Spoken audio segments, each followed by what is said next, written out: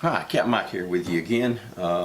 Today's video is going to be on a comparison or more of a review of two types of using a wax product on the bottom of your ceramic pots or to do decorative work on your pots. This is not a which one is better. This is going to be what is available to me at least, and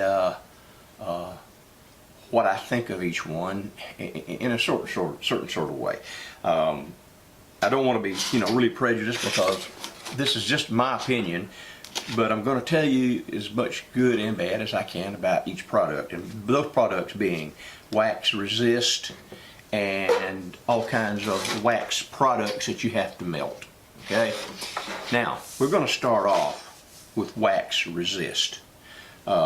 This comes, several companies make it or make a similar product. It's water based. I've seen it in as much as a gallon. I'm sure you can get as big a container as you want. For an average size shop, a pint is fine. I find that the cost of it is a little bit excessive. It's like $20 more or less for a pint, and it does have a shelf life. I don't know how long that shelf life is. I would think it's like any water-based product. The more you open it and expose it to air, the shorter period it's going to last. But, I noticed last time I used this, it seemed like there was some particulates suspended in the product, and I just don't know whether I shook it enough. I do not want to have to get into sieving this stuff. If I do, that is a definite no-no for me, because whatever it would be congealing in it and causing little particles obviously is something that you need to have and not be sitting out and throwing away. So shake it up really good, okay? And I'm going to show you what it looks like.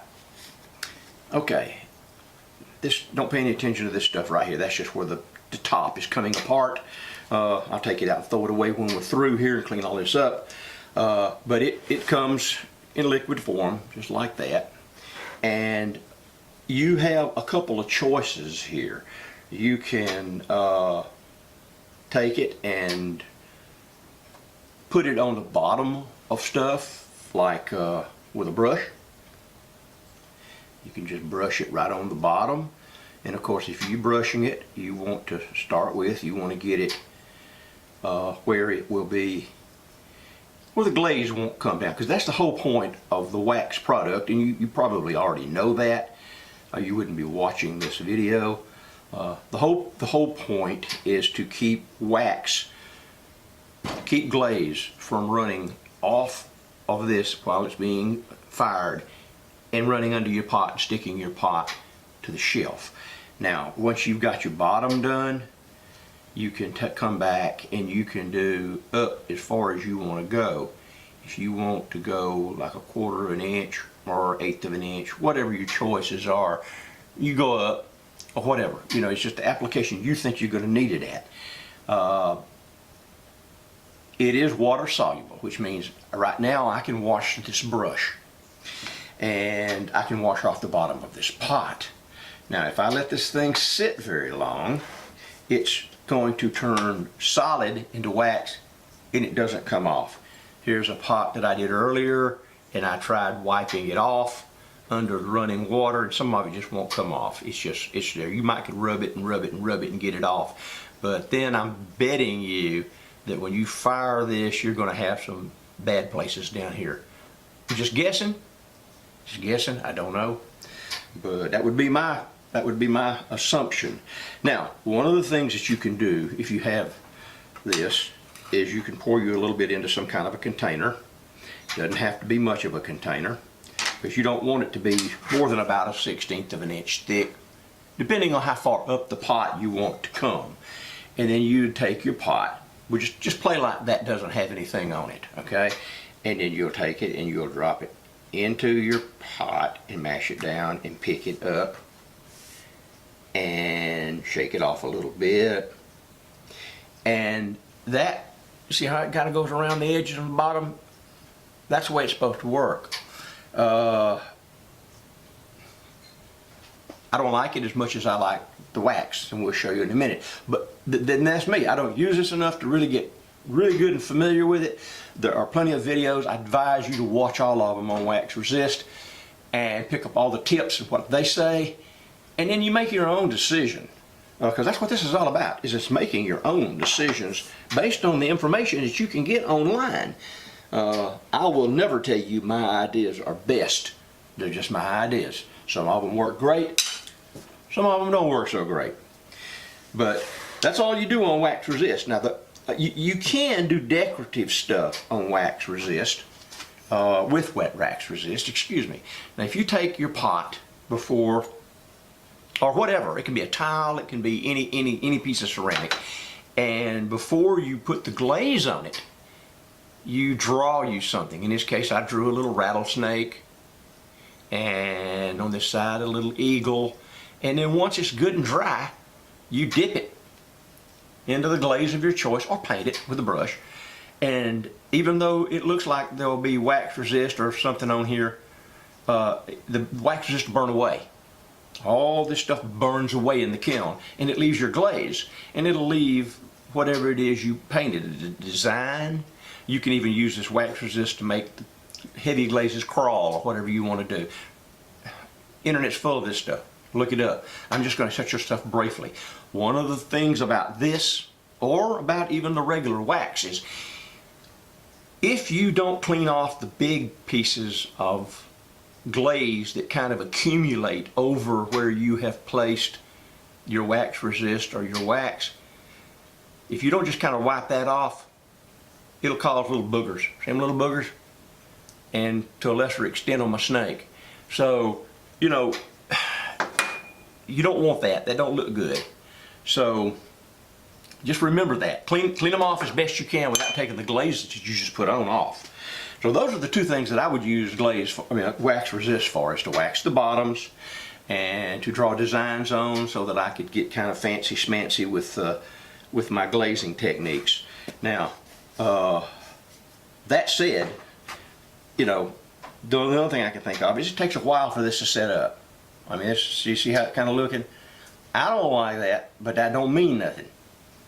I'm going to have to personally do a little bit more investigating to see why my clays are beating up like that. And this is just greenware, I mean a bisqueware, and it's all kinds of clays. It's just not this. This is low-fi, very porous clay, so it should suck it right in. But anyway, with that said, that's kind of what you can do with this product.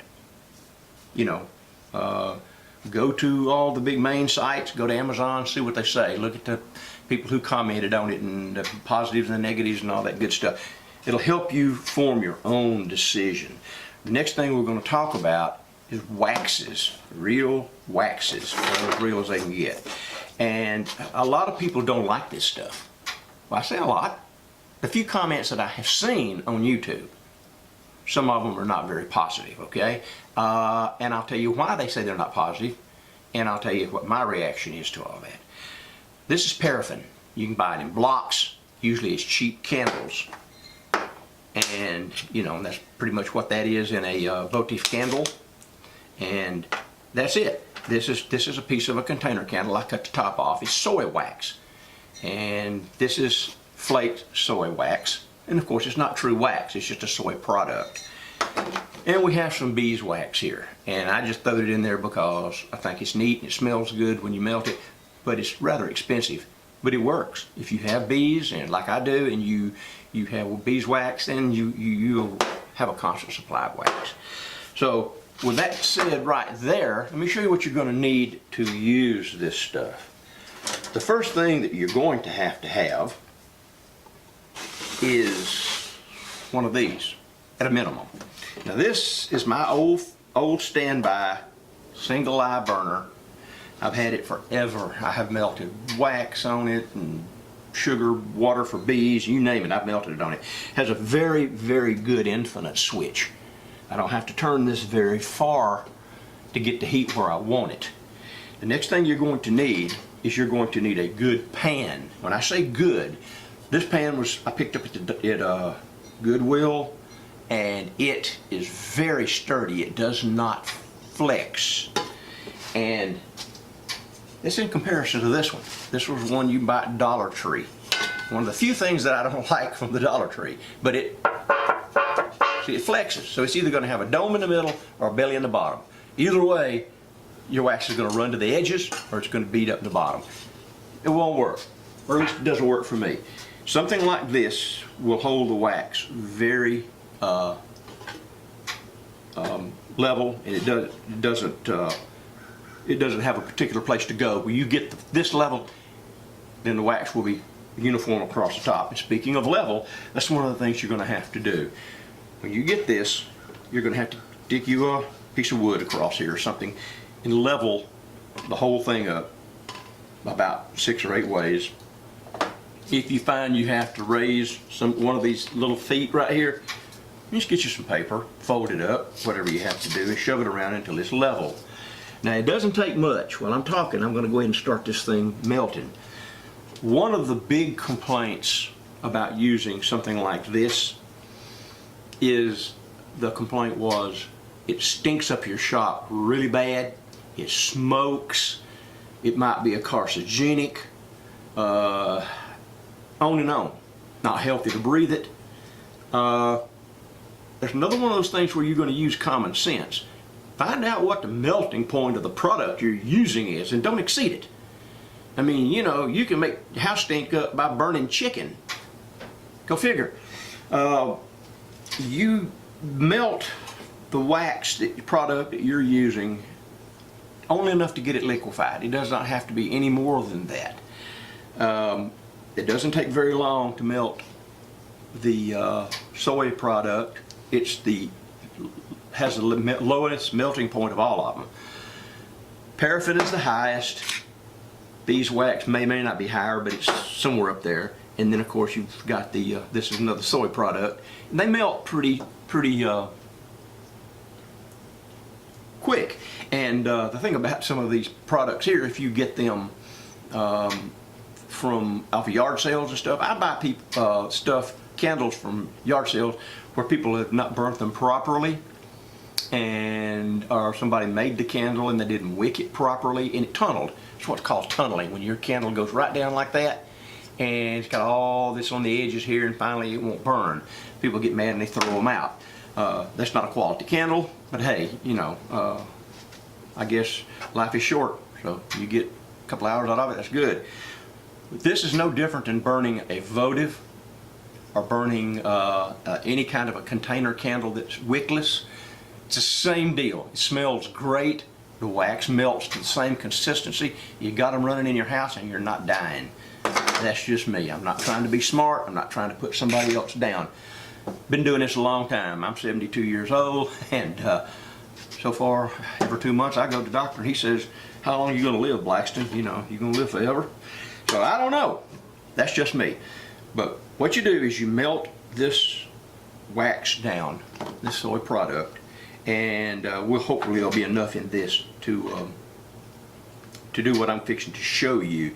Now, if you're using this wax or wax product, you're going to have a dedicated brush because it's not coming out, not without a whole lot of work, and you don't want to do that. So have you a dedicated brush, and I use a dedicated pan. And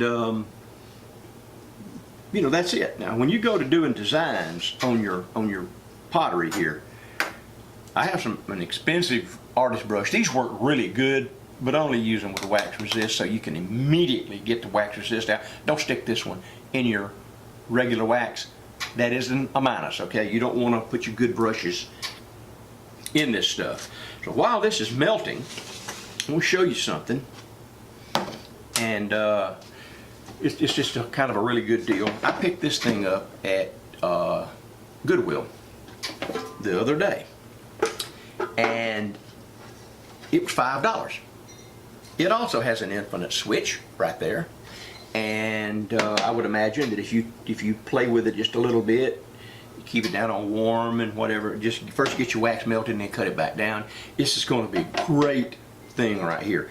Why is it going to be great? Because it is flat on the bottom and you can level it easily, and you can put any size bowl you wanted to put in here. bottom downside on this would be is it's going to take a good bit of wax to fill it up, which wax is cheap, so it's not a real big deal. Just leave the wax in it when you're through, and you will learn what level that you want to get this stuff. But that's pretty good, $5, and I'm pretty sure that's not an uncommon price for one of these little grills, or whatever you want to call it. So look for one of those. You might want to try that. Have the top part, and that's it. All right, our little wax thing here is gotten almost liquefied. It's close enough to do what I'm going to do and show you. See, and it's not even smoking. I mean, it's just, you know, I can hardly smell it. So the trick is, do not overheat it. It's just wax or soy product. And just like the wax resist, you know, you have to get your brush hot. So we're not going to really go into it hot, but you can do the same thing with this. You can brush it on. I find it does dry fast, and so you've got to be moving right along while you do this. Can you see that? Is that good enough in there? Tell you what, let's use one of this. Let's use this green one right here, because I'm sure it'll show up a little better. What I'll do on this green one is, usually what I do is I dip my stuff. If I had a bowl that I've thrown on the wheel, it'll have a foot, and I like to kind of get this stuff the depth of that foot, or a 1/16 of an inch up from the bottom of the depth of that foot. But on this stuff, I cast these in a mold, and they're just nice little test vessels. And what you do with this is you just take it, and it takes some experimentation now to get as much wax in here as you want. So I dip it all the way down, and I pick it up, and I hold it just a minute. And I find this, to me, makes a nicer line than wax resist. Mainly because I don't know how to use wax resist, just maybe. Like I said, I don't mean to knock it. I'm an amateur by all means, but it dries very, very fast. Okay? You see a nice little line on that? All that wax will burn away, all of it, and it will keep the glaze off of your pot. And if you miss a little spot like in the middle up there, just get you a little wax and dab on it. You know, it's as simple as that. Have a dedicated brush. Now, I have found that using this to draw with is problematic because it dries just so fast. There are things that you could do. You could heat this up in the microwave a little bit or whatever to keep it warmer longer. You could work very fast. You're going to have another dedicated detail brush. Of course, they're not very expensive. And then you can draw whatever you want. You can put your grandchildren's initials on it, your dog's name, whatever you want to do. But you can use this the same way that you use the wax resist. And guess what? You can use them both. If you find you can draw better with this, but you like the way that bottom looks, do the bottom. Do your fancy stuff with wax resist. And that will be a great, great thing. Now, I know you're asking yourself, well, I've got some red candles, and I want to use those. That's all I've got. I've got 400 red candles. Is it going to stain my bisqueware when I use them? Answer is no. Answer is no. I forget which one of these had red on it, but it had red on it. I did a test earlier. In fact, this is the third time I've done this video. Hopefully it's the last. And you know, I just tested it this way, and I don't even have to melt the stuff. You can see I've got the little container full of red wax, and you know, you just do it the same way. You dip it, it's going to be red, and you think it's going to stain it, but it doesn't. Any other color, I can't guarantee it, you know, black or something like that, but red I figured was the strongest color, and that if it would stain it, if anything would stain it, red would stain it. So pretty much that is my tutorial on the products that you would use to treat the bottom of your pots or make decorative additions to your ceramic ware, whatever it may be. And there's nothing wrong with paying 20 bucks for this.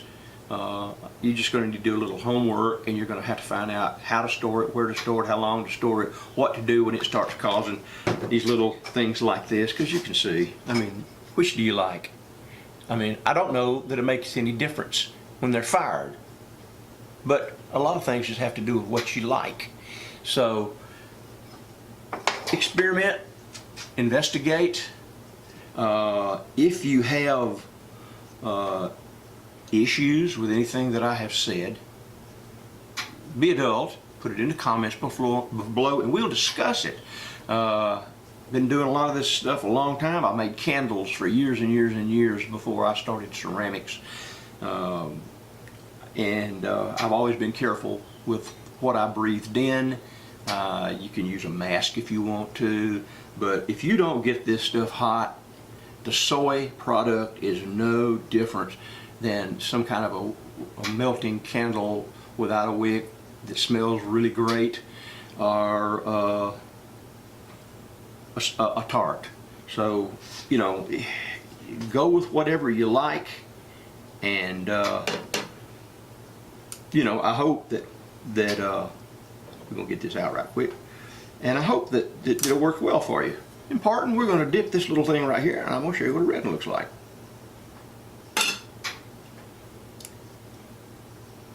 I always like to end things on a positive note. There you go. That's red. And you can put a little bit of the spot I missed. And if you drop wax on this like I just did, it'll smell a little bit. So be careful. I just used this top for the red because that's all I had. I didn't really want to do a whole container full. So there you go, folks. That is my tutorial on the use of wax resist and wax products on your pots. Let me know what you think. If you like this video, hit like and subscribe. Get nothing for the subscriptions. I do not monetize these videos, but I like to see the numbers rise. I like to know that I'm helping people. So thank y'all for watching. I'm Captain Mike. I'm out of here.